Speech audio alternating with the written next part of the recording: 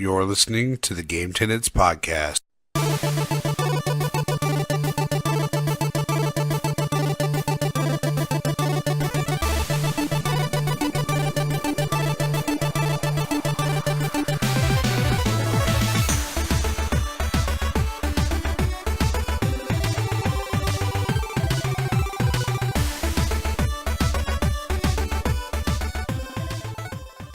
What's good, everybody? Welcome to the Game Tenants Podcast, the failed adventures of two gamers and their quest for Gamecast stardom.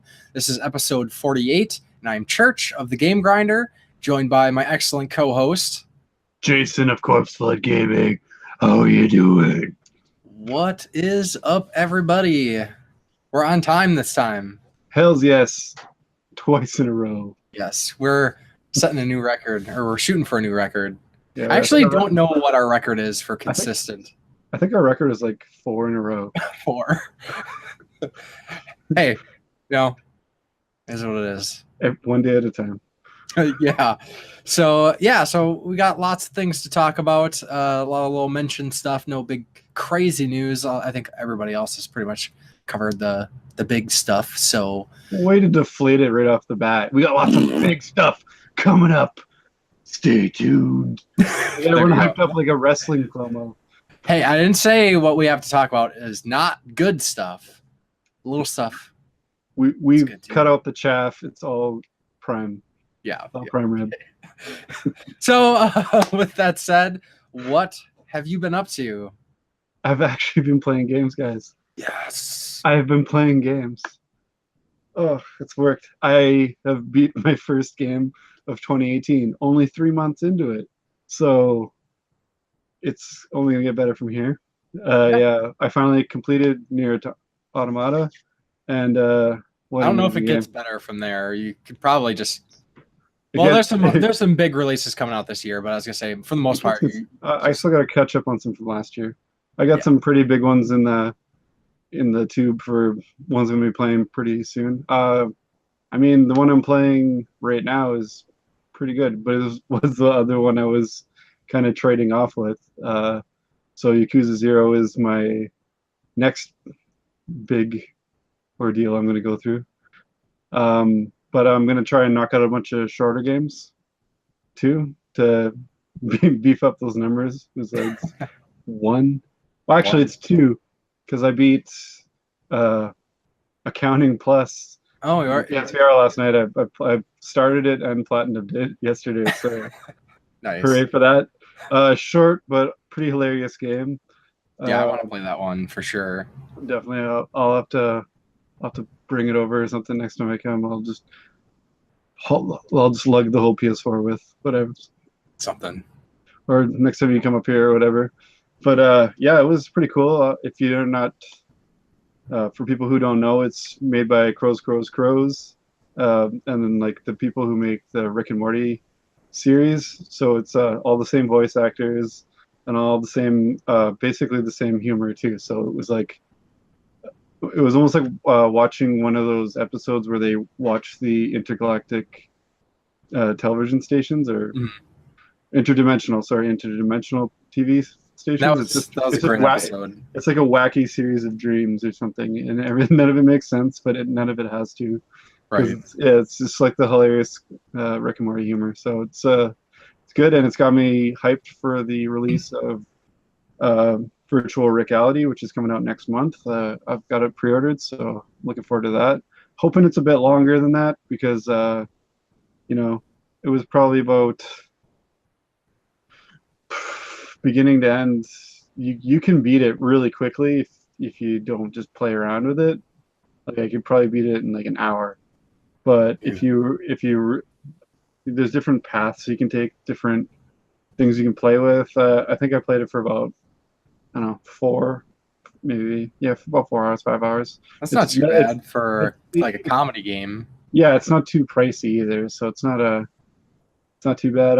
I think I got my money's worth. Like I was laughing hysterically at most of it. I started it when my friend was over, and I let him have first crack at it, and he was laughing pretty hard at it.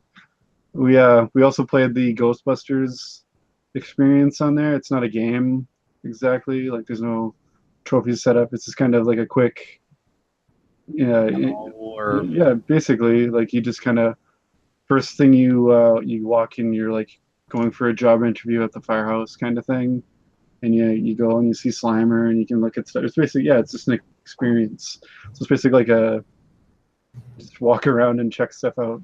You gotta catch Slimer and all that, and then the second one is called the Showdown, where you actually do more ghost busting. It was definitely more enjoyable, but it was I got them both on sale. It was like there was a bundle. They were on sale for I think it was like $10 for both of them. And as everyone knows by now, I'm sure I'm a huge Ghostbusters fan, so I was more than happy to jump on that deal. It's not often that I run out and buy a card just to get something that's on sale, but I saw that and I was like, okay, I gotta get that right away. And I had quite the hunt because I had to find a not $50 or $100 PSN card. So I found the one $25 card in the whole store and bought it. It was a real Easter egg hunt.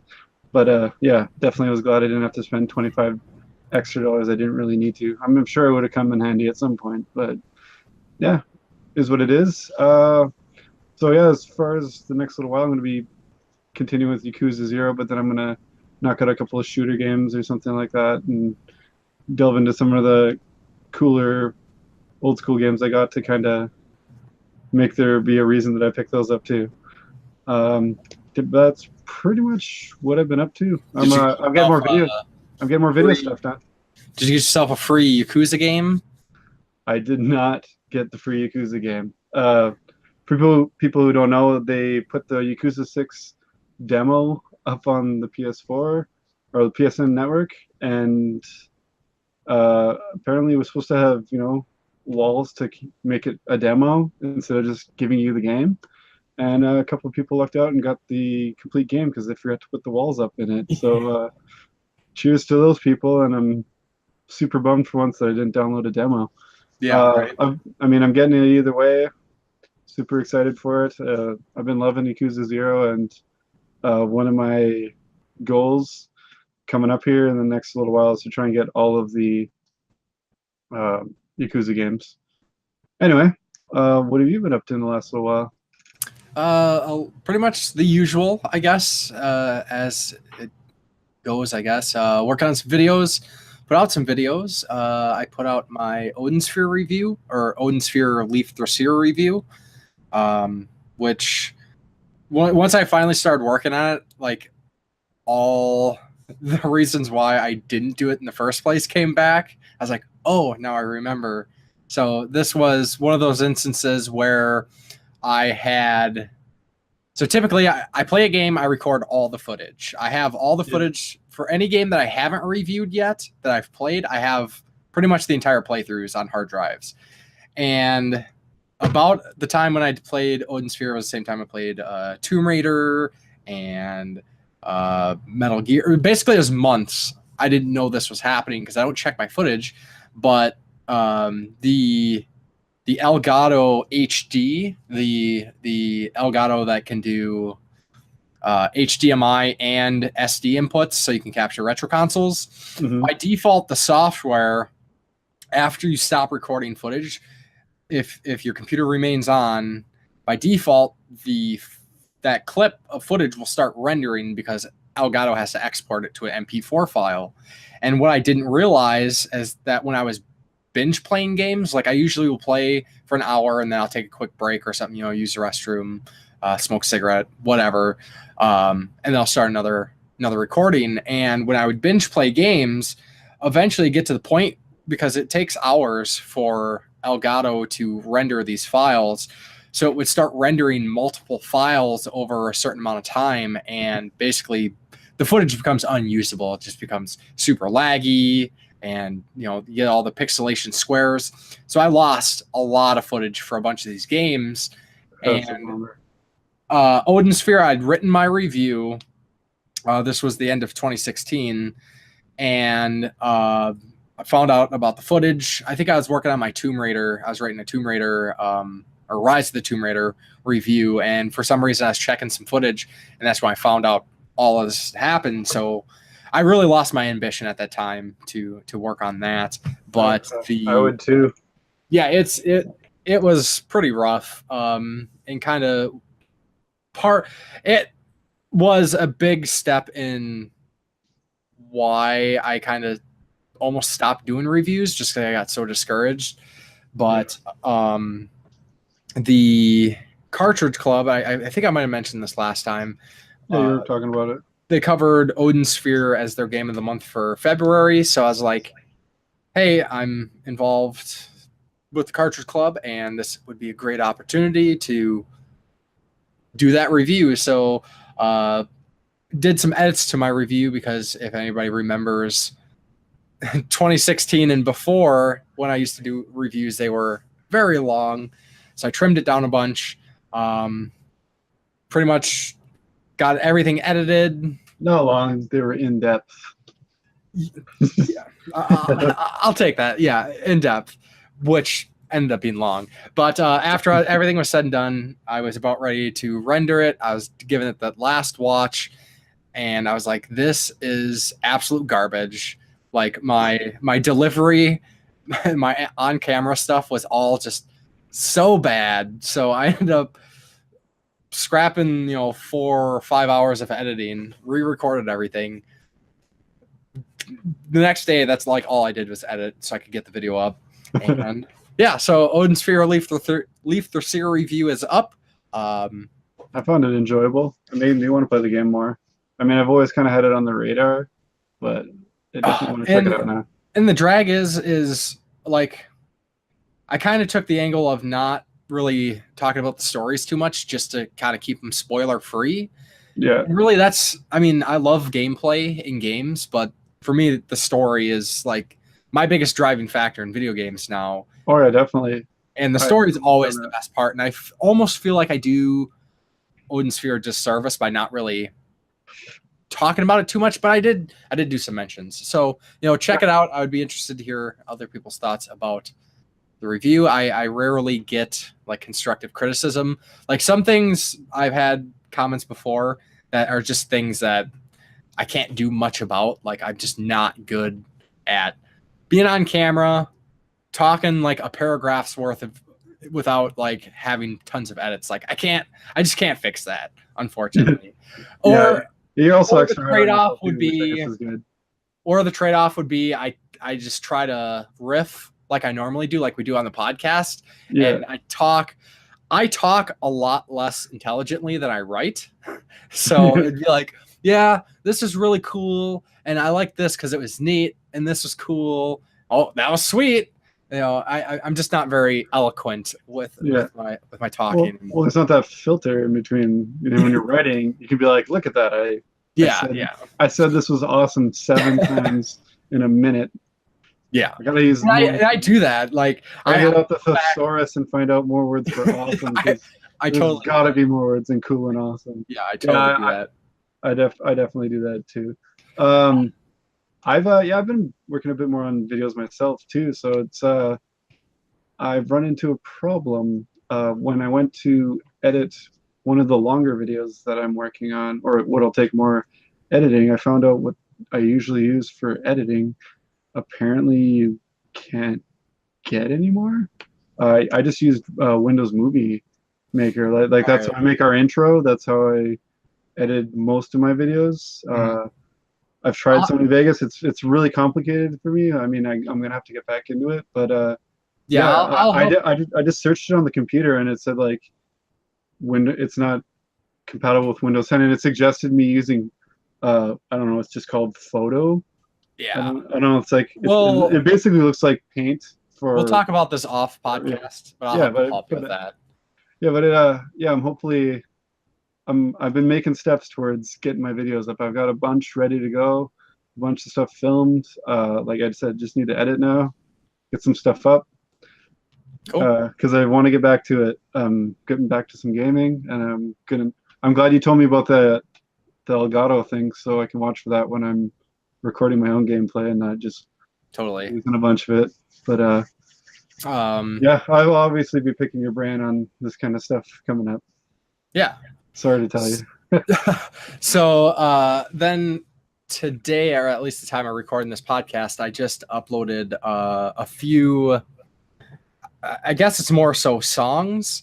So when Odin Sphere Leaf Thracier was released, or before it was released in the US, Atlas on their Japanese website had put up essentially like a demake of Odin Sphere, an 8-bit. I think it's 8-bit, might be 16, somewhere in between there. 8-bit style demake, of Odin Sphere, which is, it's just kind of like a little mini game, not much to it, just kind of neat, something a little extra. Yeah, But just like the coolest thing about it, for me anyways, was the music. Like, I love my video game music. I love chip tunes, and especially over the last few years, like I really enjoy demakes of music. For a while, a lot of my videos, I had a friend that was doing 8-bit demakes of game music for me to use in my videos. So, and yeah, that's cool. most people probably didn't even notice, but when I did my Odin Sphere Leaf Thracier storybook unboxing video, I actually used one of the songs from that mini game. But anyways, what I did was I essentially recorded the gameplay of the different segments of the mini game that included different songs. So basically, the start screen, there's a 8-bit version of the main theme from Odin Sphere. Then the main gameplay, there is a really, really awesome chiptune version of the one of the like battle themes or whatnot, and then there's like a death version. So anyways, I kind of I recorded the gameplay footage, I recorded the music, mashed them together in videos, and uploaded them on my channel. So if anybody is into that stuff, check it out. I'm actually kind of thinking about, I might take down 2 of them because I put up 4, and I'm being incredibly paranoid about copyright stuff right now. So by the time you listen to this, there might only be 2 of the videos up for the 2 cool songs. Like, the other ones are neat, but I don't want to lose my channel over providing something that the world can enjoy, because these aren't available on YouTube. You can't find anything about this unless you see a mention on like a game site that say, hey, go check this out from 2 years ago. So that's cool. I didn't know about it. So yeah, and you can play the game still too. I got the links on the videos to check out the game. Sweet. I mean, I love me some chiptunes too. I'm obviously pretty much what I would call my channel theme was Yes. a 8-bit remake of an Immortal song. So Yeah.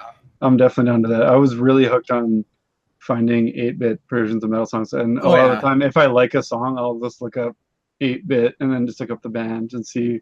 Hopefully, there's a 8-bit version of that song. And there's a lot, and it's awesome. And some people are better at making them than others. Some of them sound really, really basic, which is still pretty cool. But I like the really well done ones. There's some pretty creative people with that kind of stuff. So it's definitely something I'd like to explore. Yeah, for sure.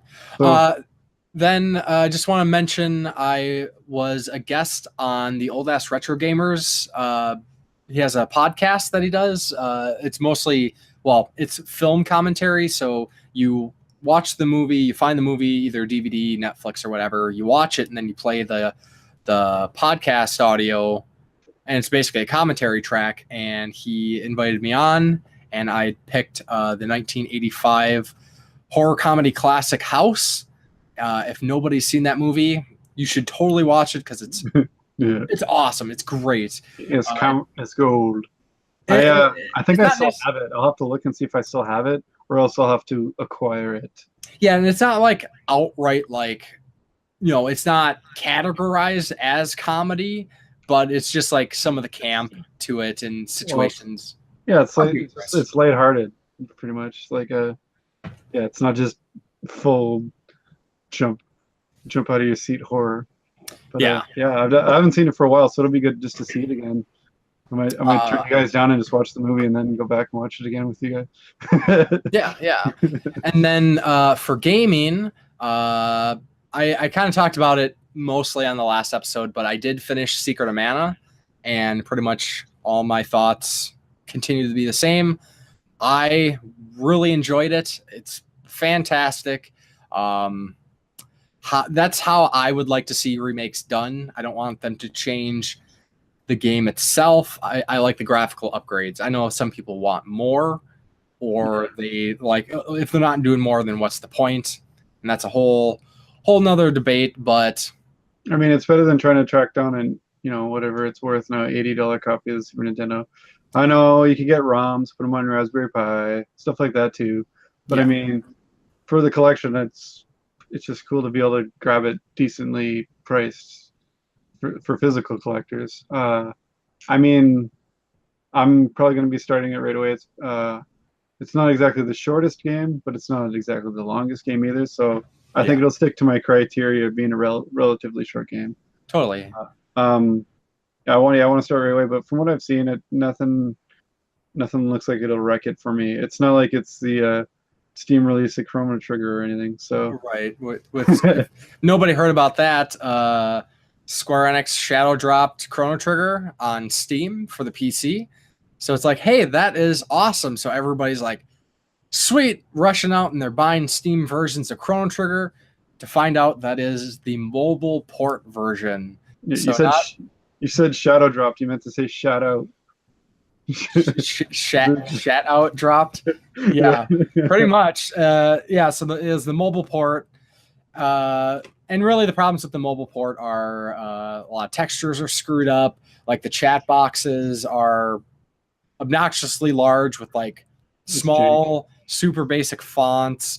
And from understanding, some of the touchscreen prompts for button prompts were still present in the game. Like they didn't do anything, but they would be there. So that's freaking stupid. And how the hell do you screw up the release of a 20-year-old game, 23-year-old game at this point? Yeah, I think 23. Something, especially a game that has been playable on the PC for the last 20 years through emulation. I mean, I've never seen so many people so unhappy to see Chrono Trigger come out again. So maybe they're just trying to take some of the heat off that Secret of Mana was getting. And they're like, you know what? Let's just put out Chrono Trigger crappy, and then they'll be like, hey, you know what? Secret of Mana isn't so bad. And universally, I pretty much completely disagree with most people who have complaints about Secret of Mana. There's only a couple of complaints that I will agree with. Of course, this is subjective opinion. It's my opinions. I think people expect... I don't know what people expected. You saw videos. They showed gameplay. They showed teasers. You knew what it was going to be. Nothing looks out of place from what I was expecting, to be honest. Yeah. I wasn't expecting a complete overhaul like Final Fantasy VII's getting. Right. I wasn't like, oh my god, it's going to be so beautiful. I mean, it looks great. It looks like exactly what I expected. And from the trailer, they showed you, like what we said last time, like it looked like it was going to be like PS2-ish, like upgrade graphics. Like it's not, it's sharper than PS2 and stuff like that. So like it's better. Yeah. But like everyone expected like something different than that was showing in the trailer, I guess. Yeah, I mean, it is what it is. I will continue to. Best not to dwell, I guess. Yeah. So then after that, as I've been saying for the last like month and a half, that the next game I was going to play was Wolfenstein The New Colossus, which I have played and finished. And again, like I hear all these complaints. There's people just like to argue. Maybe that's what I'm just a contrarian for the underdog, which is not the case.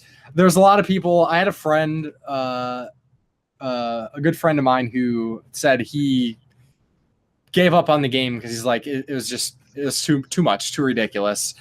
And I played through it, and when I finished the game, I was like, this is freaking awesome. Like, you missed out, dude.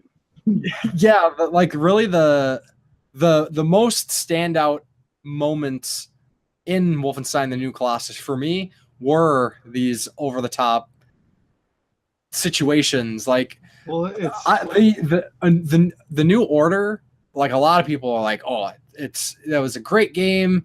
I've heard a lot of people say it's way better than The New Colossus. And honestly, I enjoyed The New Order, but I wasn't impressed by it too much. It was to me, it seemed very straightforward. It played it safe, where this game is like nuts to that. This is, Wolfenstein, crazy guns, crazy action. We're throwing in this story, in a future where Nazis rule the world. We got, a spin-off game that has zombie Nazis. We got dudes in freaking power suits and mechanical like tigers. Like, how do you not take that to the next level? They basically went kind of Saints Row with it, but not that far. Definitely not that far. It's still for the most part relatively grounded, but there's particular moments that are just crazy and a flight of fancy. For anybody who's been on the fence or who might have not played it because of things they've heard, rethink that and play it. Well, it was I always say, if I want to play something, I'm going to play it anyway. I don't really. Everyone else can sit on it. Right. I'm going to play it, especially if I've already bought it. Don't play it. Well, it's going to get real dusty if I don't. So, I mean, if I leave the plastic on, I guess it'll be fine. But I don't really like to do that. Right. And for looking at the different releases of the series and my excitement for the next game. So I played The New Order. I enjoyed it. I was like, okay, cool. I'll check out a sequel. We'll see what's up. I played The Old Blood. Wasn't too impressed with it. It was a little spin-off thing. It was basically a DLC. I was very lukewarm on a sequel. I'd check it out, and if it looked decent, I'd check it out. I'm excited for the next Wolfenstein game. Like, absolutely can't wait, because there's a lot of really cool directions they can go with it now. So maybe they'll have like multiple endings for the next one. Maybe there'll be like a branching story with the next one.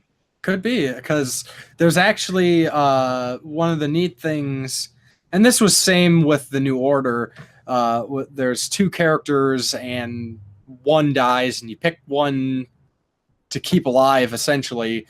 And there's some minor Mass Effect 1 style. There's some minor differences, not too huge. With The New Colossus, there's differences because that carries on, and you can continue on with the same pick, or you could pick whoever you want, because they give you the option to kind of choose that story moment.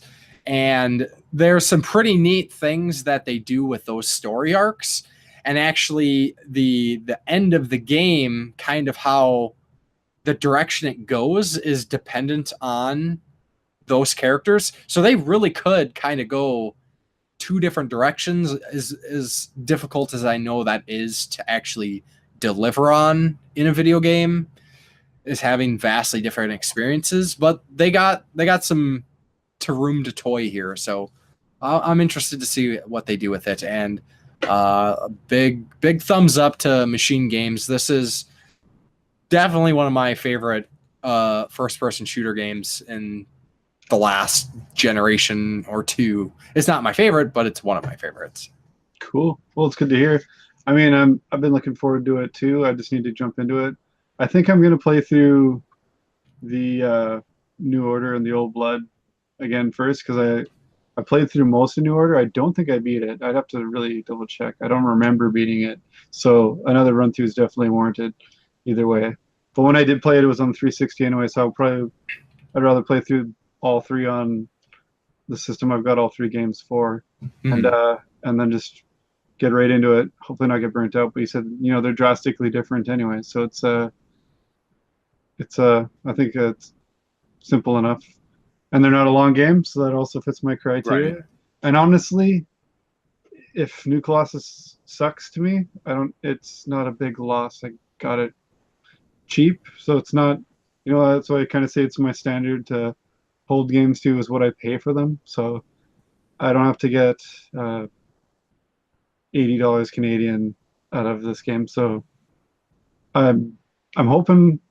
I got high hopes, but I'm not going to be easily disappointed the way I look at it. So Yeah, I'm good. I'm glad to hear a solid, good opinion on it. Like, well, I mean, everyone's opinion's good or Yeah. whatever, but I mean, like, saying it's good. Yeah, and I haven't had the time to actually. So if there's a game that I want to play, I usually avoid reviews. I avoid hearing too much about what people say. So I haven't. Yeah. I still need to go and like see what people's criticisms were because I have Yeah. a couple ideas that I got from the gist of some complaints, but I really don't know what Yeah, I don't only really people go are in complaining depth. about. I know there was a I know BMG hated it. Like, he loved the first half and then thought it was like the second half was just ridiculous and stupid, and he didn't like it. yeah, and I don't But know. but I know a bunch. Like, that's I didn't watch any reviews, but you're a lot like me. You've got a ton of game groups, so you're gonna just catch someone going, this game sucks or this game's great. So that's where I get a lot of my stuff. I don't go on IGN or wherever and Yeah, look for reviews or Metacritic or any of that there's a shit. few I don't care. sources that I enjoy that did do review the game. I just didn't watch the videos at the time, so Yeah, I usually will go back and watch reviewers that I enjoy. But yeah, so we'll see what happens with that. yeah, definitely. Because Yeah. BMJ had me a bit on the fence, had me kind of worried, but now I've kind of two of my friends have kind of had a polarizing idea, so I can be right in the middle and check it out and see what I think. Yeah, Like I said, I'm up to a bit of wackiness and shit, and like I It's- said, I and mentioning Saints Row, that's not terrible to me. I actually love Saints Row, so sure, even if sure. it goes, even if I feel it does go a bit Saints Row, I probably won't have a big problem with it. I don't. Games got to be a little bit silly once in a while, or else it gets Yeah. boring. Or else I might as well play Call of Duty. If I wanted to Yeah. shoot some Nazis and have no jokes, or something that it's a little out there, then I'll just play Call of Duty World War II. Mhm.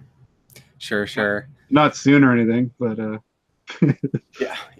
but So I was thinking about us talking about Nier Automata a little bit more in depth, but what I think I want to do, just because as always we go really long and we ramble too much, so Yeah. what I'm going to do is, if we can get through all of our other topics, then we will spend some time talking about Nier. Maybe we'll save it for next time, but I'd like to cover a lot of this other stuff, and I think if we actually talk about a game that both of us have played to completion at great length, like, we're gonna eat up all the podcasts with that, which that's fine, but I don't know if someone doesn't want to hear more about your Automata, that kind of sucks for them. yeah, So we'll try and we'll vary our topics, and then we'll nerd out on some Nier.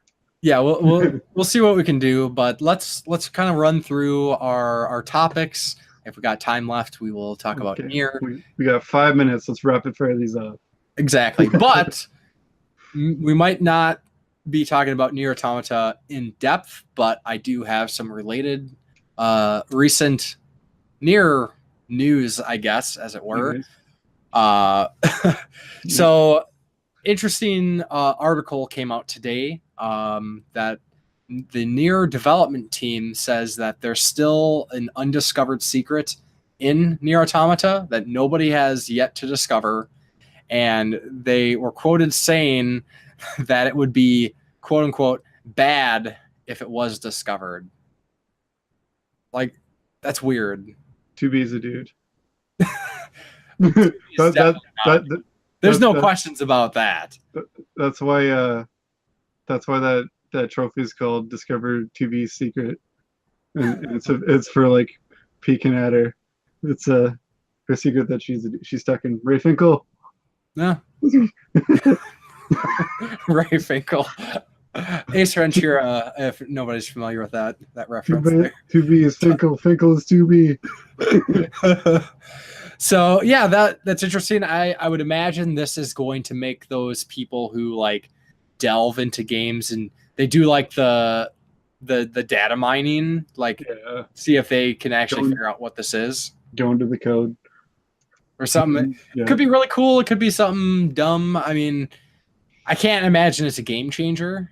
to any extent, but it'll be interesting to see what it does, because there's some pretty wild like ideas and themes and just like little bits of lore they throw into the games that adds that much to the lore of the universe. Yeah, for sure.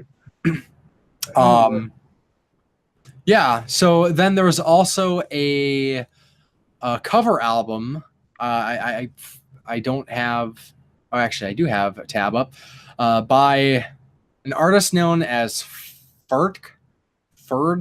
I don't know how to say his name. Ferdk. It's on Bandcamp, and it was kind of like I think it's an approved cover album. It got the blessing of the developers or something. Ooh, it's called sanctioned. Glory. Yes. It's called Glory to Metal, a symphonic metal tribute to Nier Automata, and it's basically symphonic metal covers of some Nier tracks. So that's pretty neat. I got to listen to about half of it while I was working there today, and it was pretty good. I'll definitely be checking out the rest of it. I should get it and listen to it while I go delivering or something. Yeah, for sure. And then the other little Nier mention is just another fun video. There is a video series that a lot of people might be familiar with, a channel called Men at Arms, where they basically make video game weapons, like they actually forge them. Or any fantasy weapons. They covered movies and TV shows, and there's been a lot of cool ones. They made the Buster Sword. They made a bunch of Warcraft weapons, and the Master Sword. They're just they're really good at what they do. Really I always enjoy watching that kind of stuff. I don't know how the intro music to the Conan movie doesn't play every time they're making something. That's something that bugs me when I watch that. Sure. That's the only music to be playing when you're forging a weapon. Yes. But they did a video where they created the Virtuous Treaty, which is 2B's large katana. I guess like the main hand weapon.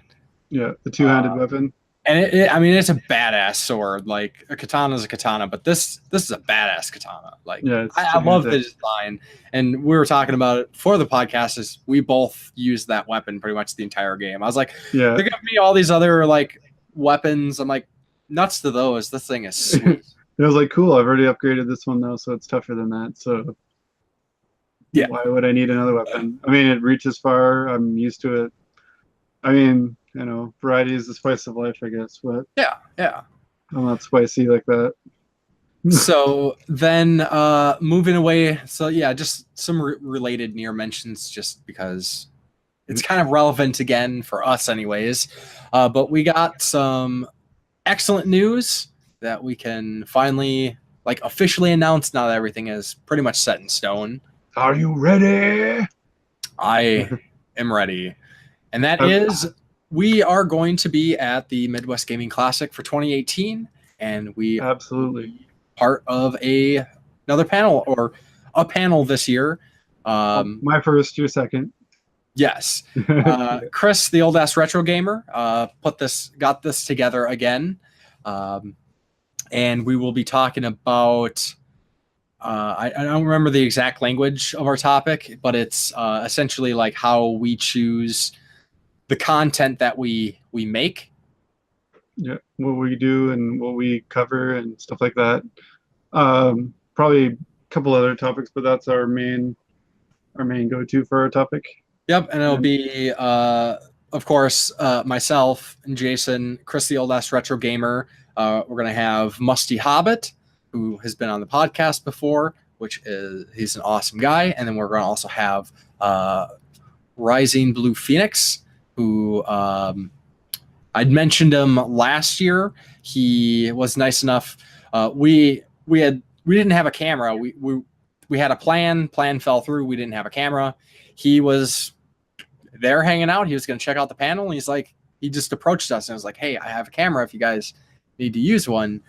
So that was awesome. He was nice enough to give Chris the memory card so we could get the footage. And since then, we've checked out his channel, and it's kind of fostering a little bit more community as a group. We just you never know what the person you meet is gonna turn into somebody that you kind of like work with in the future. So that's sweet.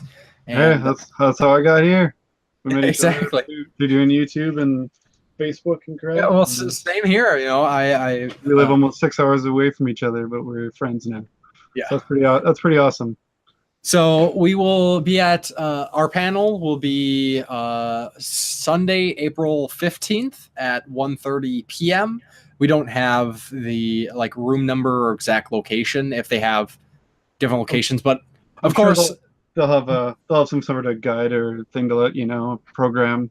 Yeah, and we'll definitely spam the heck out of it before it happens. So for anybody who is attending MGC, if you want to show up and I guess heckle us or whatever, it's I'd rather you show support. That'd be great. Yes. We'll have a good experience. Yeah. Heckle.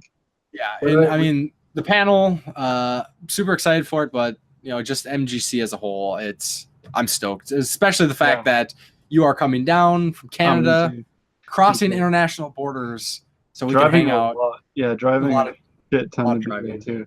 It's like gonna be like 12 hours for me. 10 yeah, hours. it'll be well. Several. Yeah, you got a lot more driving, but at least the trek from my place to MGC should be a lot of fun. Oh yeah, we're gonna. Like I said, I might try to do some kind of like vlogish video, like the road trip, because it's shorter to not go down where you live, but it'll be cooler to go as a group, I think. So that's why we're doing that. And obviously you know the way to get there, so that's even better. So sort of. That's what Google Maps is for. Yeah. So MGC gets. I'm so excited. Hopefully, I've been saving more than I should.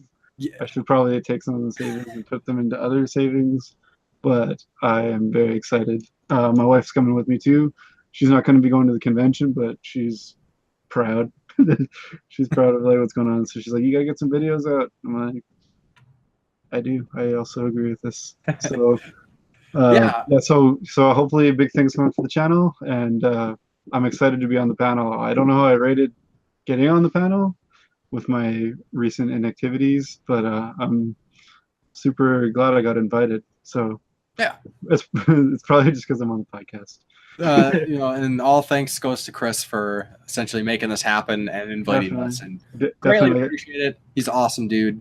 Definitely, if you don't check out his content, do so, because you're missing out. Yeah, he's a really cool guy, and like he's got a wide range of stuff he's into and good at too. Like I said, he does the movie podcast, and his YouTube channel is primarily video games, but he also does a lot of movie related stuff on there and intertwines things. So it's super entertaining.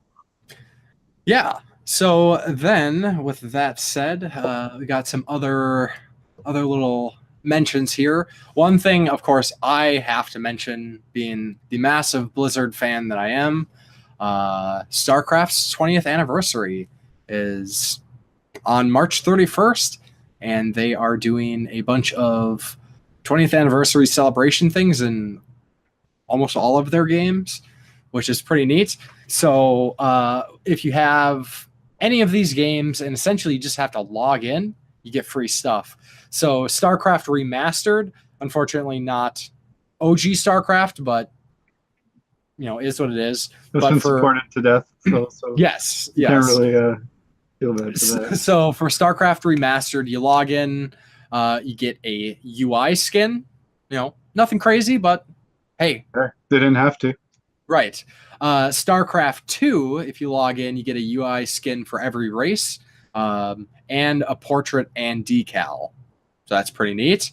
One thing that I think is particularly awesome that I'm a sucker for is Diablo 3 pets.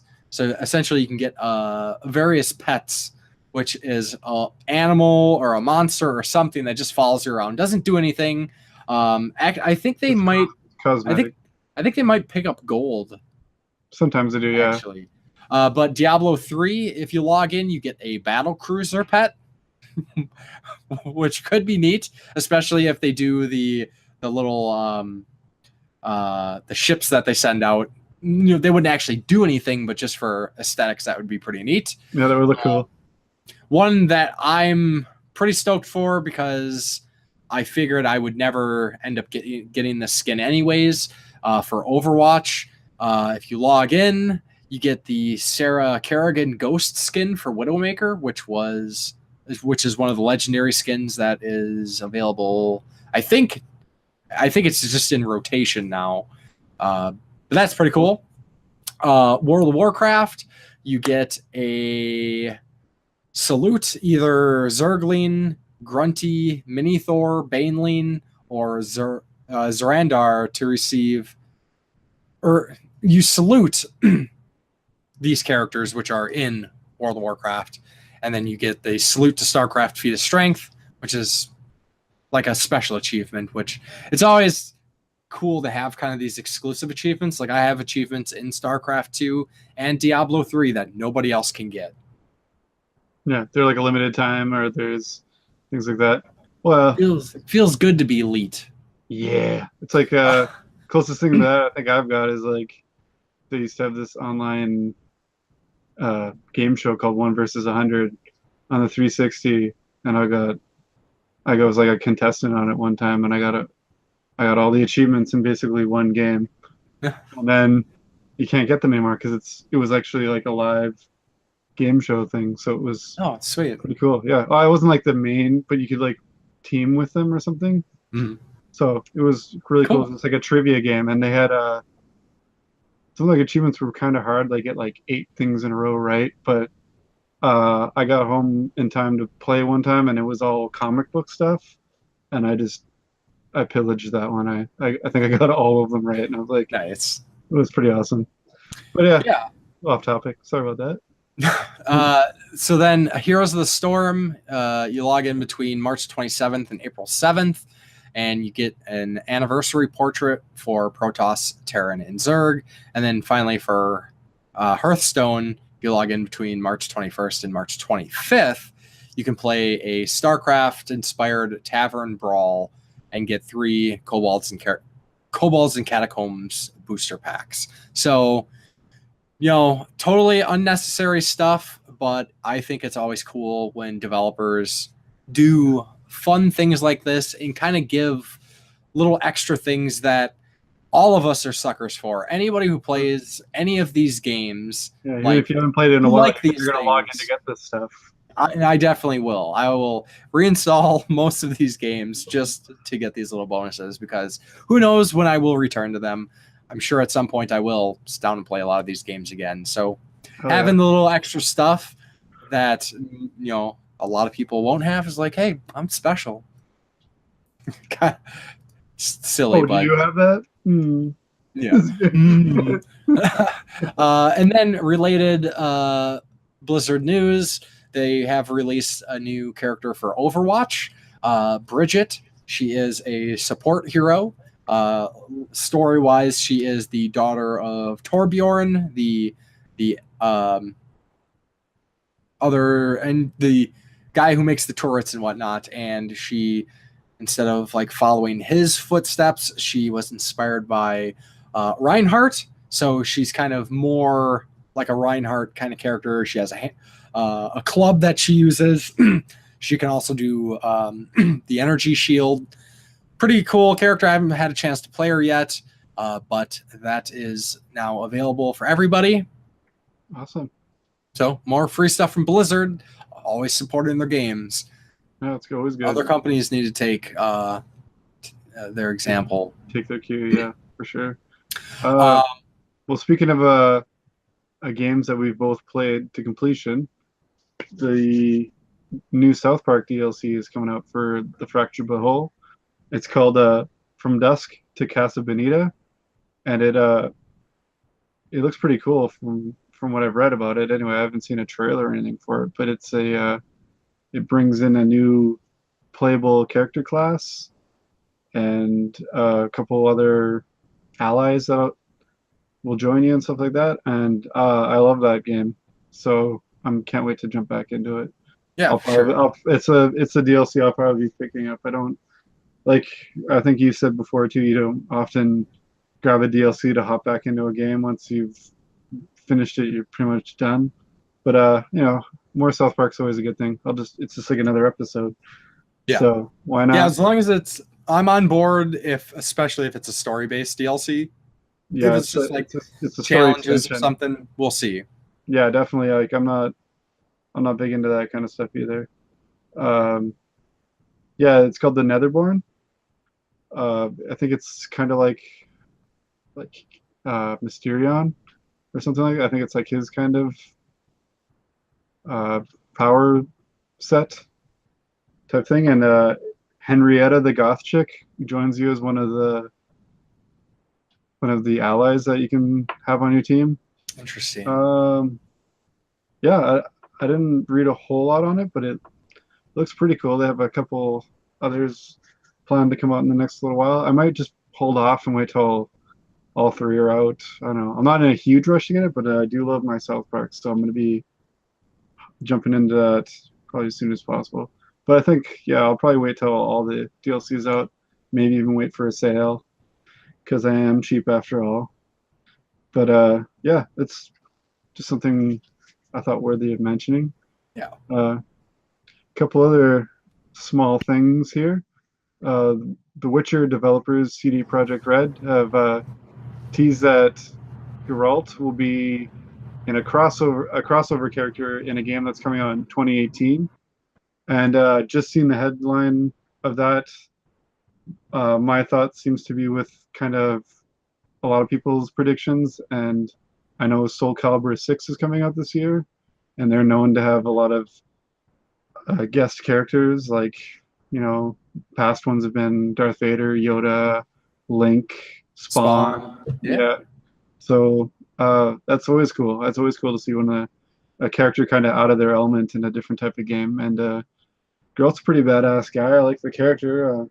I'm hit or miss on. I love Witcher 2, Witcher 3. I hated the combat in it, even though it was a lot like 2. For some reason, it was what really held it back from getting the accolades from me that it seems to get from everybody else. But hopefully sooner or later you check it out and let me know what you think of it. Yeah, I really need to play those games. Like, I'm sure. Well, I don't know. I've heard a lot of conflict. I've heard a lot of people who love the games who say the same thing that you do. Like, story's awesome, combat is not great. Every single quest matters. Like, it's a little side quest. You're like, I'm invested in this. I care. It's not just like, go fetch 4 sacks of rice from 2 towns over at the grocery. Like, why doesn't this town have a guy who sells rice? Yeah, or something like, it's sort of just like fetch. Nothing feels really fetch questy. It feels like something like, ooh, there's probably a monster that I can go fight. That sounds bad. And especially the fact that I'm all about supporting companies that care about their games. They're not trying to nickel and dime you for microtransactions and stuff. That's why I'm all about Blizzard, although some people argue with me about that, and Valve and BioWare, despite some stumblings in the blemishes. But CD Projekt Red, like they put their all into those games. And oh yeah, they have paid DLCs, but I think for like 16 weeks or something after 3 came out, there's a free DLC every week. It wasn't always something big. It would be just some different outfits, a different weapon, just a couple. I think one was a couple of Gwent cards. Like, nothing crazy, but it was always just like, hey, cool. Like we said with the StarCraft stuff, like they don't need to. But they did. So it was pretty cool. Speaking of that, that should probably be one of the games I beat this year, because I think I'm like at the last battle and I just stopped. I like did everything in that game. I'm a lot of hours into it. I think I'm like 110 hours into it. Sure. If I would just beat it. And I said I liked it enough. It's just the combat held me back. But what I think holds me back from going back into it is the fact that I might suck at the combat now because it'll be like at the end of the game, so the difficulty will be ramped up, and I haven't played it since like a couple months after. That was one of the deciding factors of me actually getting an Xbox One. I was like, okay, Battlefront coming out, Witcher 3 coming out, or Arkham Knight coming out, or like whatever probably comes out first. I'm probably gonna end up finally getting an Xbox One, and yeah, I got it right before. I think right maybe like a 5-6 days before Witcher 3 came out, and I was just like, all right, yeah. And it was the most conflicted I've ever been on a game. But yeah, anyway, I like the character, even though I'm conflicted on the game. Speaking of another game that I'd like to try at some point, Monster Hunter World has apparently shipped over 7.5 million copies. And from this article I saw, apparently it's the biggest selling Capcom game to date. And me and you were both like, what? 7.5 million is impressive, to be sure. But like no Mega Man or Street Fighter game. Resident Evil has sold more than 7.5 million copies. I find that really. I mean, I know a lot of them are on different platforms, but I mean, Resident Evil 2, or like. Well, I'd say for Mega Man 2. If you're looking I'm trying at to think of like games sales, that almost everybody owns. Like, well, if you're looking at sales numbers, really, you have to kind of look at the last like 2 or 3 generations of video games, because honestly, PlayStation 2, Xbox was when video games became popular. Before then, it was niche. It was niche. So they Resident Evil 4 then. Like, yeah, maybe. Like, I don't know, but either way, it's really hard to believe that's their biggest crazy. selling. That's great for them and whatever. That's pretty much what brought me to want to mention it. Is like, I might be calling fake news on that. Maybe they've made the most on it, but I don't see it as being the biggest selling game. Like, I know Street Fighter 2 had a lot of different ports, but like one of those had to be like huge selling. Like, I don't know anyone who doesn't have Super Nintendo. Or maybe this is Street Fighter 2 in like release week or something. Yeah, like maybe the first week. Yeah, first month or something. Yeah, it could be that. If somebody wants to fact check for us and call us out on our bullshit. I mean, I'll probably be curious later and look, but it was kind of just something I saw right before we were about to start, and I was like, I'd like to talk about it. I think that's kind of it's got to be like fastest selling rather than most selling, because I'm sure there's got to be something that sold more than 7.5 million. Yeah. But anyway, I thought another little tidbit I found amusing was Duke Nukem's 23-year-old engine is being used to produce a current gen game. Yeah, I will probably check it out. Yeah, it's cool. I mean, it's a throwback game. It's called Ion Maiden, not Iron Maiden, but it's a sequel to the 2015 game Bombshell. Which was a pretty disappointing game. I haven't played it, but I hear it's not super great, which is too bad, because 3 Realms, they made some poor decisions. So, but they made some greats. Yeah, like I said, the Duke Nukem engine. So obviously they were responsible for the Duke Nukem games, which, I like Duke. I'm a Duke fan.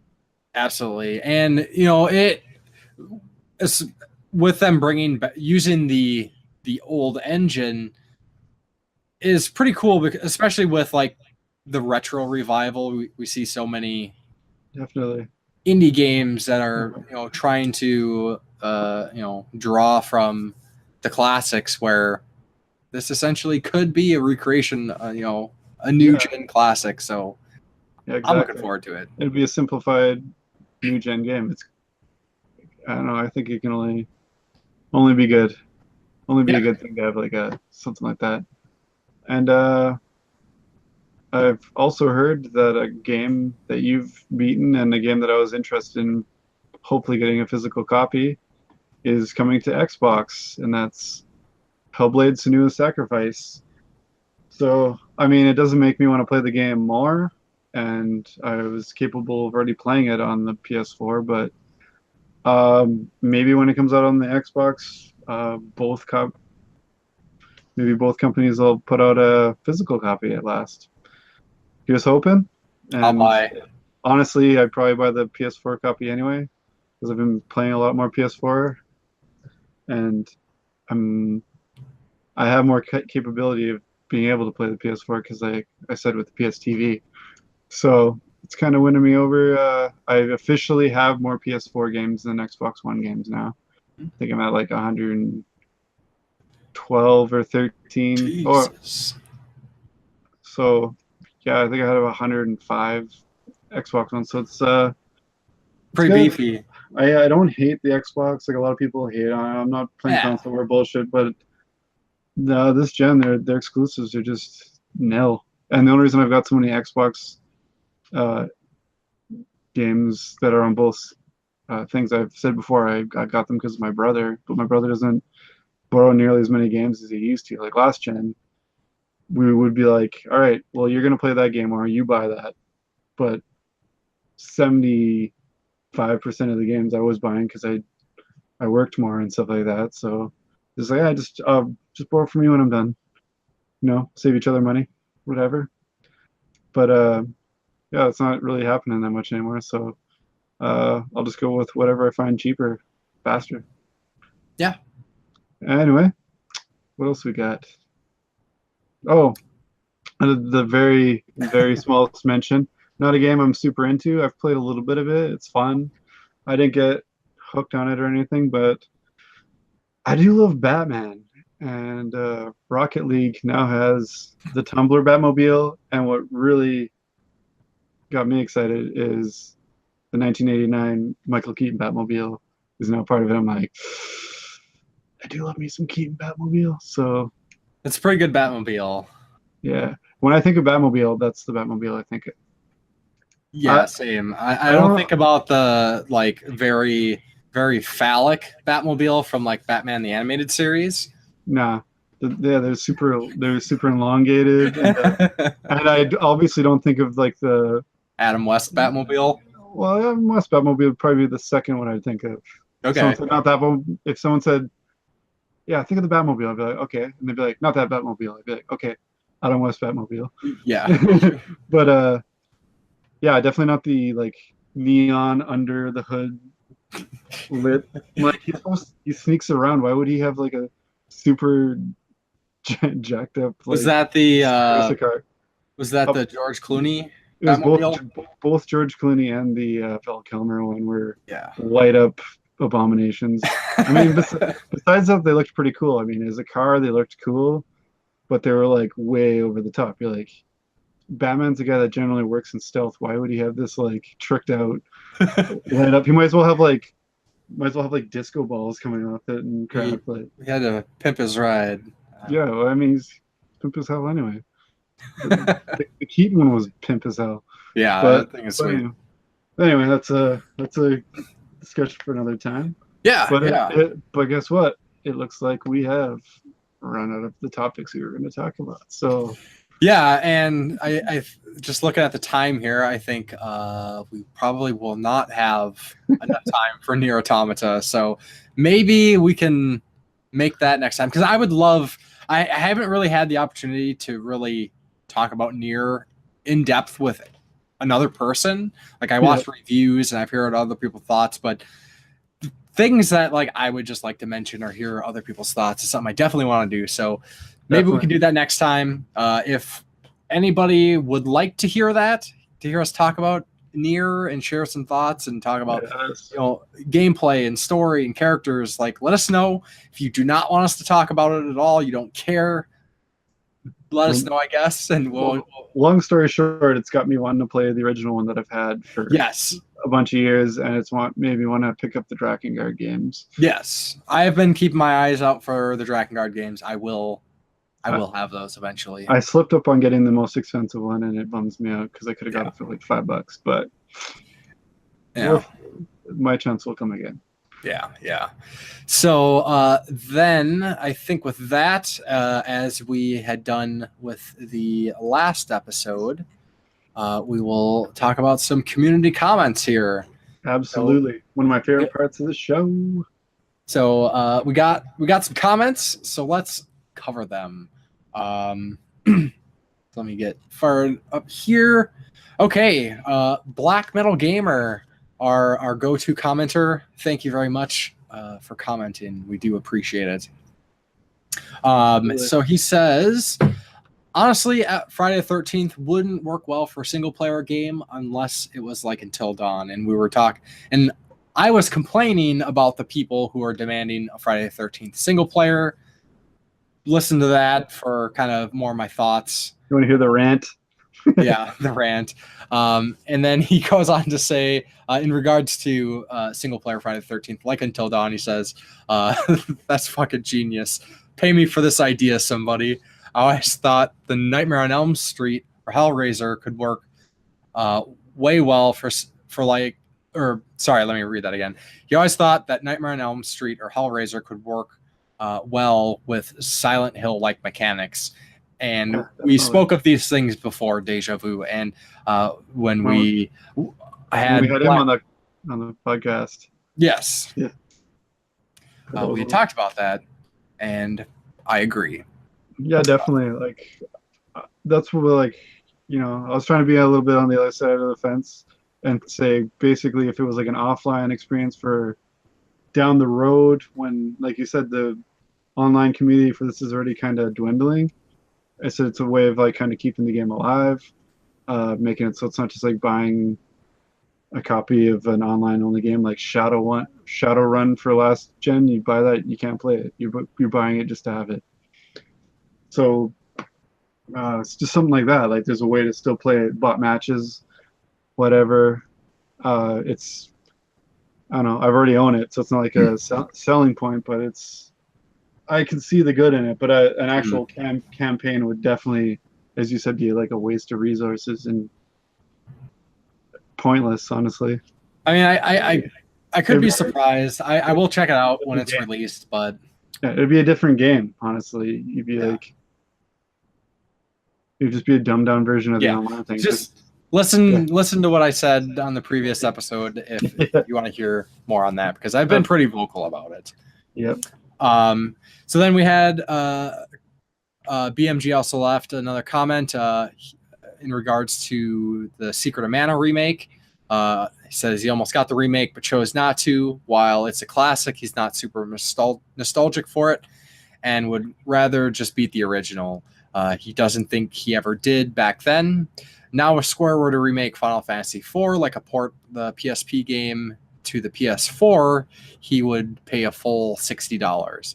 Other Square game remakes he'd jump on would be Chrono Trigger and Parasite Eve or any Dragon Quest games. We definitely need more home console Dragon Quest ports, remasters, or remakes.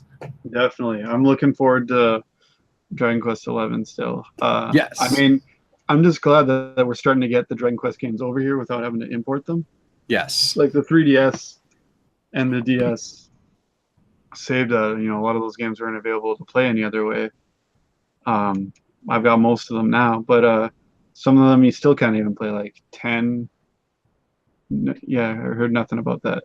Yeah. But you can get like 1 through 9 on the DS and 3DS system, so it's pretty badass. I mean, besides that, all they've really got is Builders, which was better than I was expecting, and the was it Heroes? Yeah. Quest Heroes, yeah, like which are totally different games in their own right. Like Builders was like a story generated Minecraft, but better. Like I actually enjoyed it a bit. Whereas Minecraft I was bored with it within 5 minutes. And Heroes is your favorite game type. Yeah, right.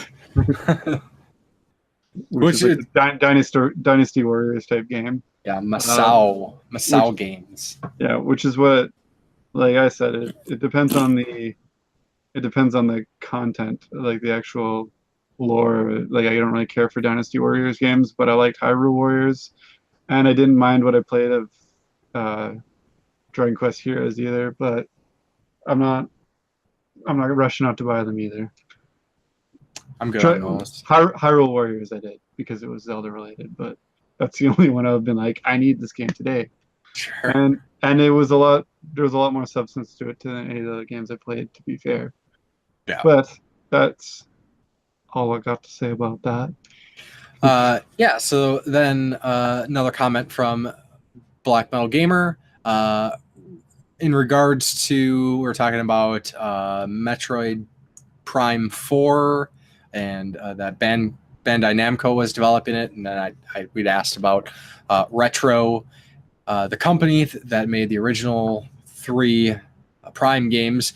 He says Retro Games hasn't done Ding Dong since DK Tropical Freeze, which I forgot that they made Tropical Freeze. They're probably busy doing the port of it for the Switch right now. Yeah. He says, must be nice getting 4 years paid vacation from Nintendo. I want to make games for them. Anyways, he would hire all the employees from Visceral Games and do Metroid. Could you imagine a Dead Space play mechanic Metroid third-person hybrid? That could be awesome. That would be ultimate.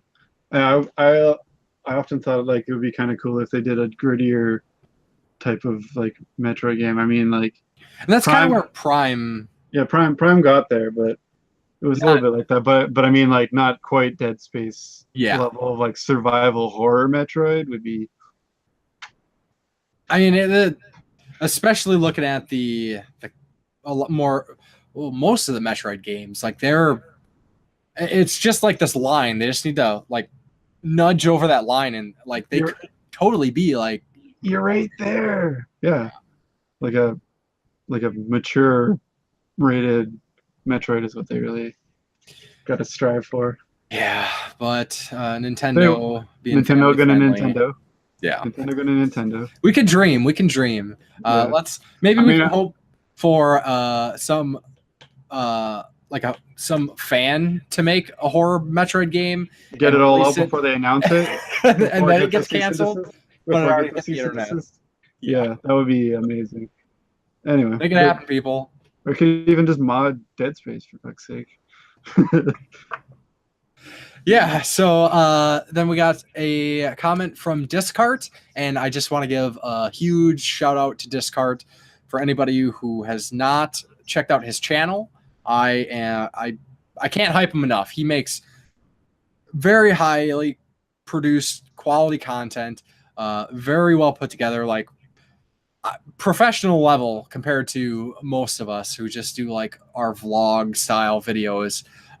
Great editing, well spoken, interesting topics, especially for the collectors. He's done some like display idea videos. He's done some game reviews. Check him out. Disc Cart. Do it. Great stuff. He definitely needs some support. I'm still shocked at the subscriber count that he has. It is way lower than it should be. So, well, you brought him to my attention. You shared his channel on your Facebook page a couple weeks ago there, so I checked out a couple of his pages or a couple of his videos, and it looked pretty awesome. But yeah, like you said, high quality stuff, cool new, like fresher video ideas, like stuff I hadn't seen videos on before. And just this production quality is so impressive. Yeah. And he's actually the one he made the video. If anybody follows me on social media, I'd shared some pictures of some game display holders that I picked up for retro cartridges and handhelds. And he actually did a video on these displays from Rose Color Gaming. And I watched the video, and immediately after watching the video, I went and spent enough to buy 11 of these stands, and I'm going to buy more. So I guess I'll have to start following you on social media to see that again. I have you blocked, but yeah.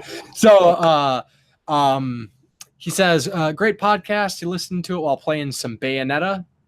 I dig it. That's the way to do it. If you take questions, yeah. So I totally forgot about this. Like, I had this in the back of my mind up until like a couple days ago. There was some crazy things that happened, so I kind of lost track of some things. But he said if we take questions for your podcast, he has one for us. And he says, what is your favorite loading screen from a game? Some of these loading screens are bland. Others can be interactive or even beautiful. Maybe take a moment to think about this one because he doesn't think it's something that people generally think about. However, he does think a good loading screen deserves props for making an otherwise boring thing bearable. And I think I have a couple I could mention here if you have any ideas, or we can save this for the next time. No, I'd like to hear what you got to say if you already got some. So always immediately the very first loading screen that comes to my mind is always Castlevania Symphony of the Night. So for anybody who's played Castlevania Symphony of the Night, I'm pretty sure we've all sat there. Basically what you can do, it says the now loading, and it kind of like floats, and you can use your the up and down arrows to either make it go more wavy or try to make it less wavy. And anybody who's played the game, we've all sat there and tried it to make it like perfectly still. Yeah. Right? Yeah. Just try to sure. I'm trying to think of one. There's some I just can't remember what games they were for. Like I like ones where you can just like they'll just have like practice dummies or something you can just kick the shit out of while it's waiting, while it's loading. I'm like, that probably is making it take longer to load because it's gotta like load the loading screen. But I still like it. I mean, then there's like, besides that, all I can really think of is besides like the fighting ones, is all I really can think of is like Skyrim and Fallout ones where it's just like an item you can kind of look at, and those are kind of cool at first, but they get really boring after a while. So I actually I've never really I played little bits of the game, but didn't Mario 64 have something loading screen? The start screen, you could just play with Mario's face. Okay, so stretch it out, screen. But there was no load screen because it was cartridge. Oh, gotcha.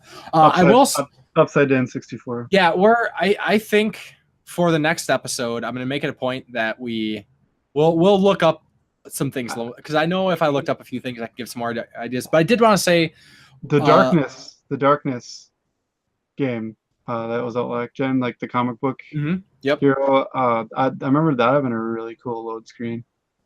I will say a lot of even not necessarily interactive load screens, but ones that I always like is loading screens where they'll just have like a character animation. The guy just like running? Yeah, like just running or something. Loading and the guy's like running over the thing that says loading.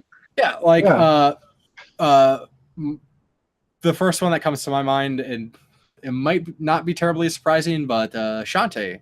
They always had her running across and just a little running animation. Can't say I've ever heard of that one, but I'll have to check it out at some point. Pretty obscure. Sweet. Yeah, especially for this podcast. Definitely. I do like a good loading screen. I actually can think of one I really hate. I mean, it just was the most repetitive and long waiting that I've done since like Sega CD days. But if you ever died playing Duke Nukem Forever, it was the most generic music would play, and it was like a minute and a half wait. Worst. That I hated every time. I would probably say the worst loading. So I was just like, worst loading I would say that I can think of is GTA 5. Because that game takes forever to load, especially if you're going back and forth from like online or whatever. You get the cool art to look at. In general, yeah. When you start it up, it's like brutal load time. I mean, at least the best one of those is definitely, without a doubt, San Andreas, because you get the San Andreas music playing, and it gets you in the vibe for that whole setting of that game. You're like, all right, bad. It's a long ass wait, but I can dig it for that. So just because I really like this question, I like that. I appreciate Discard you bring in kind of more of a a question to us. We say ask us questions, and someone finally did. And look at us, we're not prepared. Yeah, so I apologize, but I did think a bit on it, but I wanted to write some stuff down, and while I was thinking about it while driving. Yeah, and I just never got to write any of it down. But yeah, I remember thinking about the darkness. And so one thing that we were trying to think about that some people might notice if they watch the video version of the podcast. So of course we upload the podcast on YouTube as the video version. We also just do the audio version for SoundCloud and iTunes and for apps. But in the little intro clip that we use, we've been putting up kind of like a community question, but not explicitly stating the community question. So I think this is a great opportunity to kind of throw a community question out to everybody listening. So we'll do some research. We'll come back next episode. We'll have some more loading screens that we think are great or cool, interesting, unique. So why don't we throw that out to the community? Yes. What are your guys' favorite loading screens and dishonorable mentions like I used? Yes, absolutely. It might bring some more to mind. I mean, I know there's been some really good ones. Yes. And there's been some really long bad ones. Yes. I mean, totally. So, thanks again, Descartes, and yeah, it's good to hear. See a new face down here too, or a new name. I guess not really a face here. And if you've listened to one episode, if you've listened to this episode, you know we're a little disorganized here. So you know we'll get to it. So, we try. Hey, we're on time two times in a row. So we start there. Our first step is trying to be bi-weekly with the podcast. When we can nail that, then we'll really work on nailing those other things that we're shooting for. So, like we've said the last few times, we got some new things we want to try. Like our video format is one of those things we like trying, and I'm really a big fan of it. I hope everyone else is. Yeah.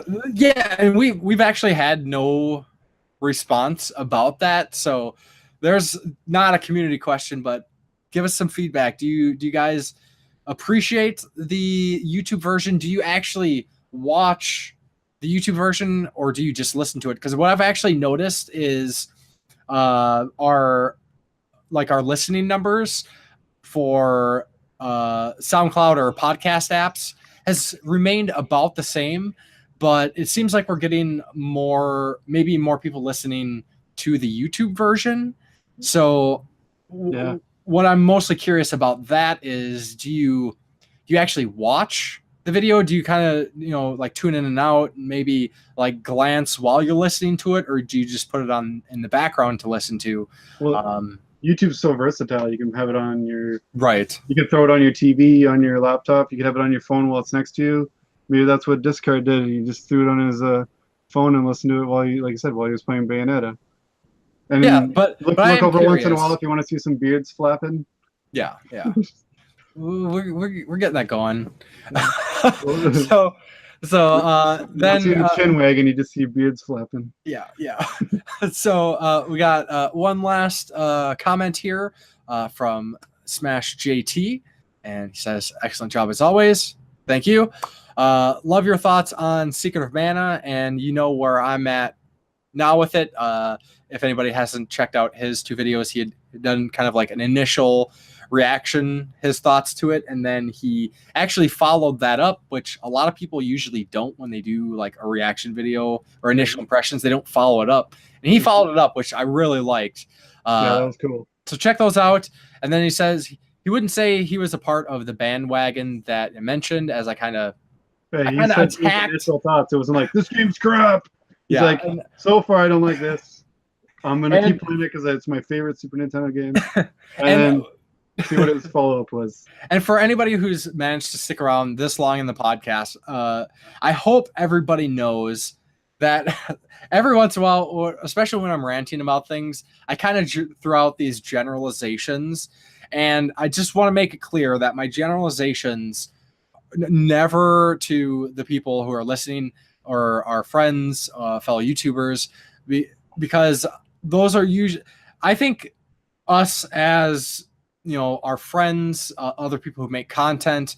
I think we tend to be more, a little bit more. We More try open, to more open to stuff. We're not more just, open to stuff. Where the we're not- general audience is, your people who run out and buy Mid. the yearly Call of Duties or the sports games. Those are the people who I consider the general audiences. yeah, you normies. Normies, thank you. I joke about normies quite a bit because we're so elite. It's cool, video gamers. But he says he wasn't part of the bandwagon you mentioned, though he agrees many were.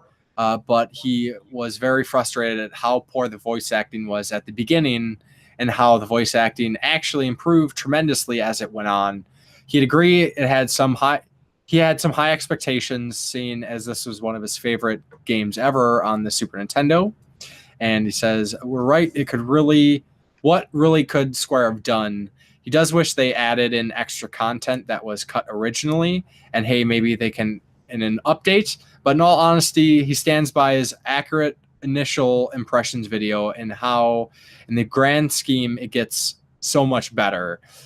Makes him excited about the future of remakes and even more hopeful for the original entry in the series. Imagined a brand new Secret of Mana set with these updated graphics. Exactly. They could do a set with like all of the Mana games. That'd be amazing.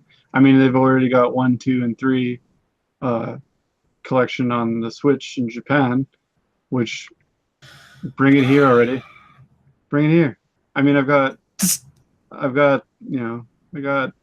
both the Super Nintendo ones, but I'd like more.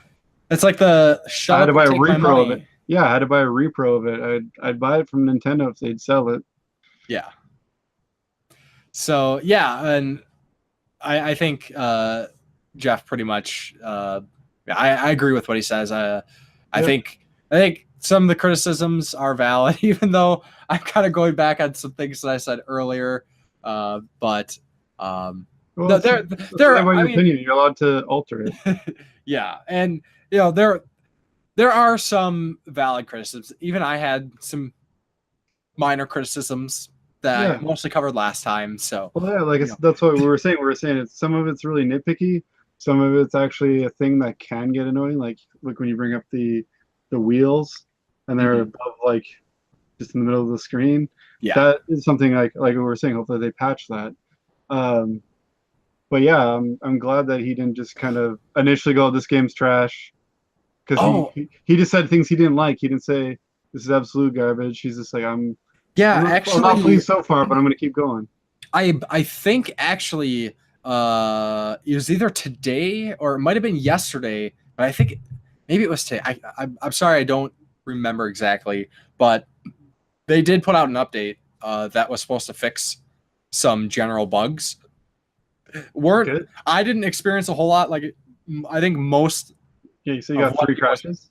Yeah, I think what most of people are seeing are some crashes or some kind of like not necessarily lockups, just like I had a boss fight that didn't progress to the next stage. So that's huge because the more you had to reset basically. Yeah, the more that you can sit down and you can play the game, I think gives the haters less ammunition to hate. As much as I don't like to say haters, I think it's kind of cliche, but honestly, a lot of people. I mean, I love hate. I love hating things. Gaming stuff is one thing I don't just rush to hate. Yeah. Some people just want to hate games. Yeah, but they say they love gaming. Right. They rush to just have a terrible opinion of something, especially if it's something that's got any bit of hype surrounding it. They want to face off against the hordes of people who do like it. I mean, we're a lot of the time we seem to be on the other end of that. And you guys that said Mass Effect Andromeda sucked. You suck. Yeah, and that could actually be like, I don't know how well I would be able to delve into it, but somebody who's maybe a little bit better at looking at trends and things. But a lot of it, I mean, people as a whole, especially Americans, like we we're opinionated people. A lot of people, especially when it comes to the internet, will quickly jump to criticism just because it's not their opinion, so they're going to criticize. But I would be really curious if there's any sort of like analytics or trends that could look at what the influence of what initially started out as a series of videos that were entirely sarcastic for entertainment and humor value, that the AVGN did, that kind of snowballed into the rage reviews, because so many people took that style and kind of ran with it. There's a lot of them took the funny out of it though. Like AVGN does it funny, where he like takes an actual shit on the game, but it's not obviously not really taking a shit on it, or he chucks it in a blender or whatever. Like he's over the top. He's a character. James Rolfe, I've never seen go, oh my god, and just rage out on something. That's his character. His character has the word angry is the first word.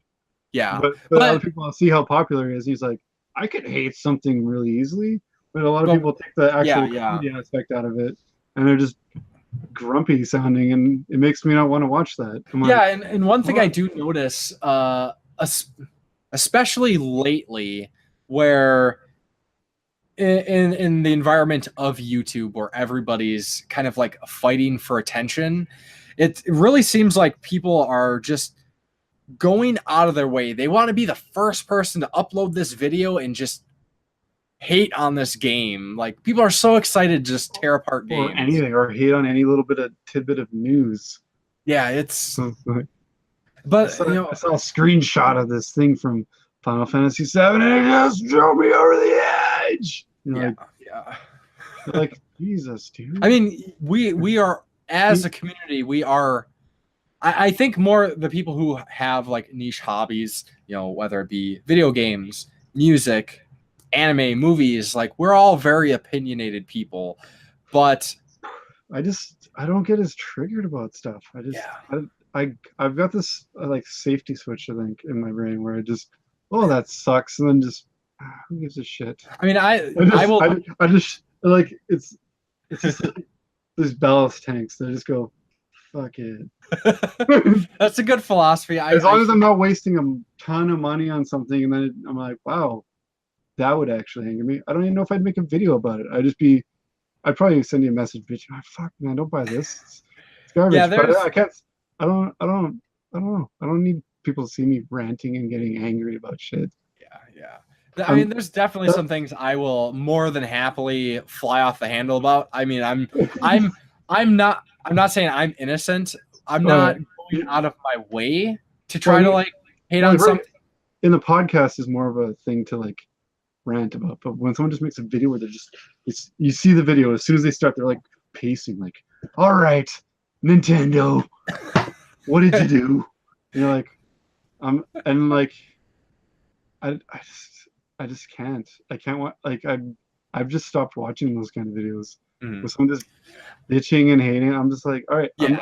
I like to hear different sides of things. And I do want to do a little disclaimer. A lot of it seems like they like bottle the hate too. Like, I gotta get the video going right now because I'm in my Hulkamania mood right now. Like, yeah, and I do want to like a disclaimer with this is I'm not saying everybody who makes a video with valid criticisms is lopped in with it. It just really seems like there is a trend of people who specifically like, I want to review this game so I can hate on it. Like, I'm not even gonna give it a fair chance. Sorry, basically, like, someone you wouldn't want as president, because they'd have a little problem, and they go, "Oh my god, I can't fucking nuke them. I'm tired of this." You'd be like, dude, they just said, the U.S. is #1 at this. Like, it's not that big of a deal, man. But it bugs me. Just nuke them. I'm done with it. We got to jump to the ultimate hate kill button immediately over the littlest issue. Like, a lot of stuff, 90% of those videos. I'm not saying anyone can't have a negative problem. I'm just saying, like, the contrived rage things kind of bug me. Yeah, and I just want to the triggered videos I think need to slow down a bit. So I'm gonna reel this back in real quick. So for Jeff Smash JT, when he makes a review and is like, "Hey, this isn't good. I played it. I tried it. Like, I love that. Like, because he yeah. And Jeff, like, especially when it comes to the Secret of Mana thing, like, I think your opinions are valid. I respect your opinions. Like, we might disagree on some that wasn't aimed at Jeff at all. I'm just clarifying because I don't know. Like I said, like sometimes when I am talking about some things, I kind of throw out these sweeping generalizations, and it's not, like I said, it's not intended to.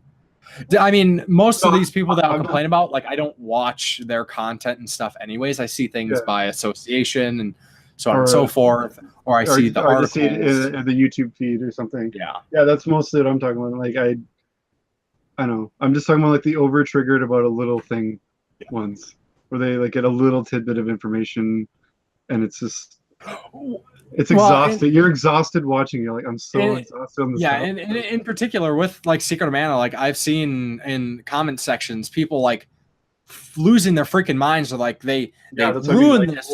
This game is terrible. Like, why the hell did they do this? Like, what was the point? You know, they trashed the classic, and it's like. Well, that's what I mean. Like, I think I said this last time. When the more someone likes something, it's almost like the less they like it. The more they like involve. Yeah. Like, it's like their whole day rests upon. They put things on a pedestal. Yeah, like it's almost. I think some people, it's almost their fault for caring so very much. And that's coming from someone. I'm absolutely obsessed with video games. Yeah. I think there's bad news. Everyone. Yeah, we're a gaming podcast, so we're enthusiasts for sure. But people who's like, just like too much. It's too much. Like, you know, you ever go somewhere and you see someone that likes something like you like, but it's just such an extreme that you're like, holy fuck, do I like that stuff? Like I went to comic conventions before, and I love my comic books. But then you see, like, some people that, like, you know, like I know that guy only left this is the only time this guy has left his house since last Comic-Con. And I don't think he's bathed since last Comic-Con either. But he's, like, arguing about, like, something that happened on page 3 of an issue that came out 36 years ago. And just so in-depth, like, angry arguing about something like, wow, man, I thought I liked Spider-Man comics, but my God, I think when someone hits Spider-Man, like this guy takes the bruises or something because he's into it. Yeah, like that's what I mean. That's the rabid fan bases that. Yeah, rabid fans, I guess. But, yeah.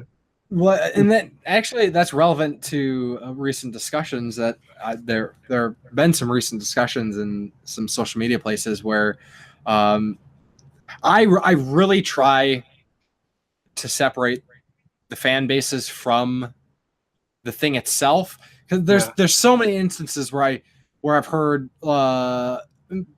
in particular a couple that immediately come to mind is people talking about Undertale and Rick and Morty, and people are like, because of the fan bases for those for Undertale and for Rick and Morty, I hate those things. Like, the fan base ruined it for me. And I don't get it. Like the whole Rick and Morty's overhyping of anything. I'm not trying to be a hipster, but it does kill things. Like, I don't look up anything on Rick and Morty because I just happened upon Rick and Morty. I have a friend who posted a bunch of memes. I'm like, that looks funny.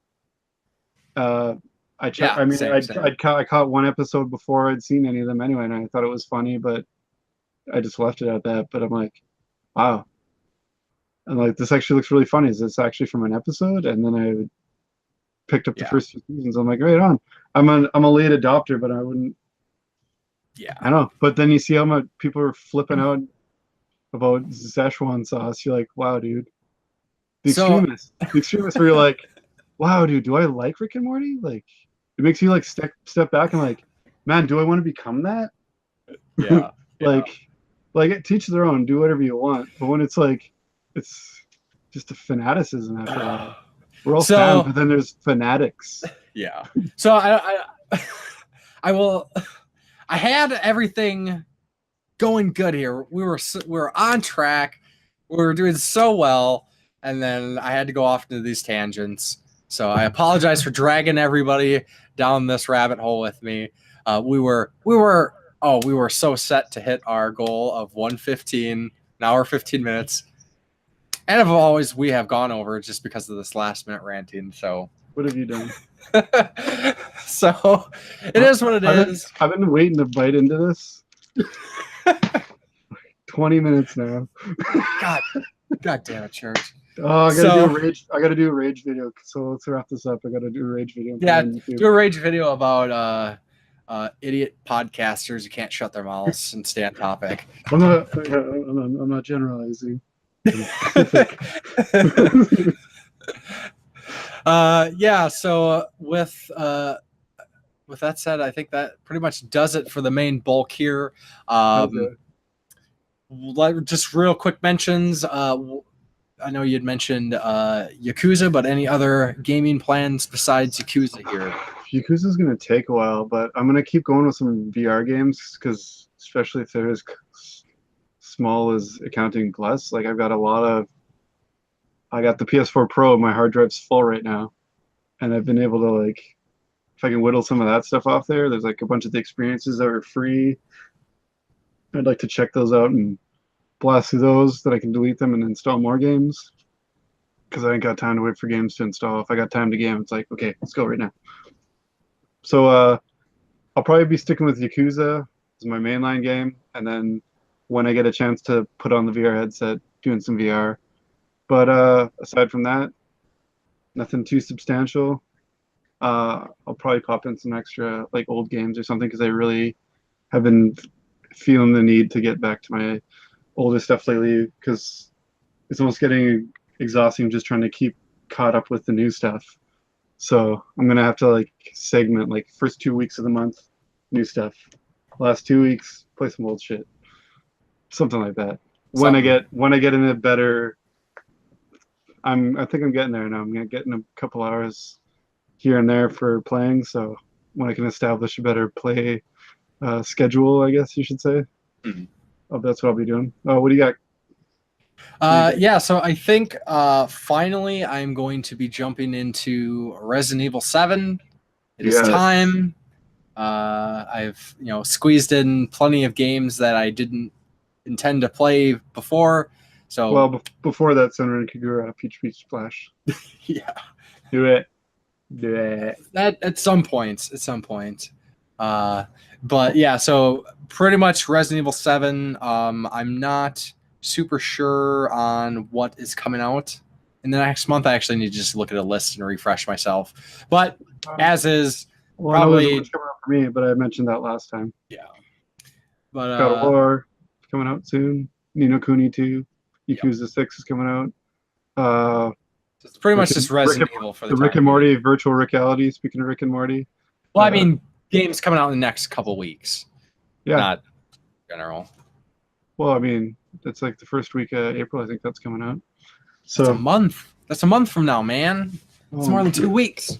I'm a busy man. Do you know how quick that's going to come? I don't even have time to be excited. Those are just going to be out. I'll be like, shit. Yakuza 6 is going to be out. I'm going to be like, cool. I'm halfway through Yakuza 0. Just watch. Predictions. Got 5 more games to go.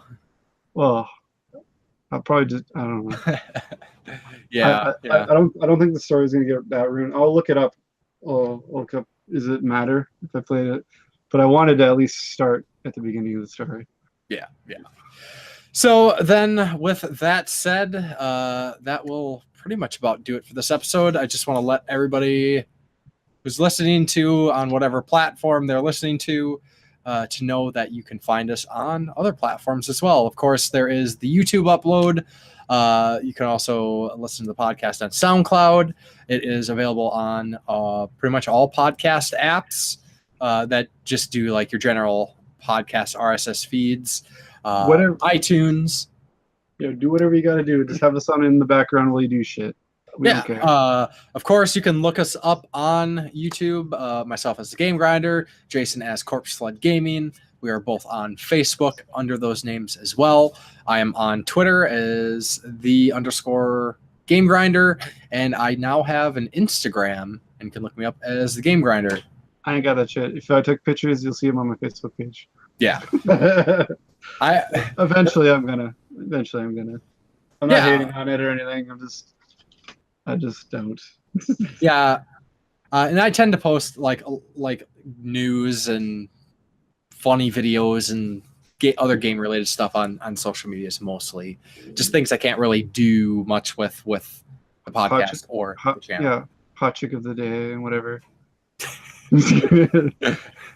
Yeah, so that will pretty much do it for this episode of the Game Tenants Podcast. Of course, we appreciate you listening to our rambles and our straying off topic, but it's been great stuttering in your ear. Catch you next time. Bye. Later.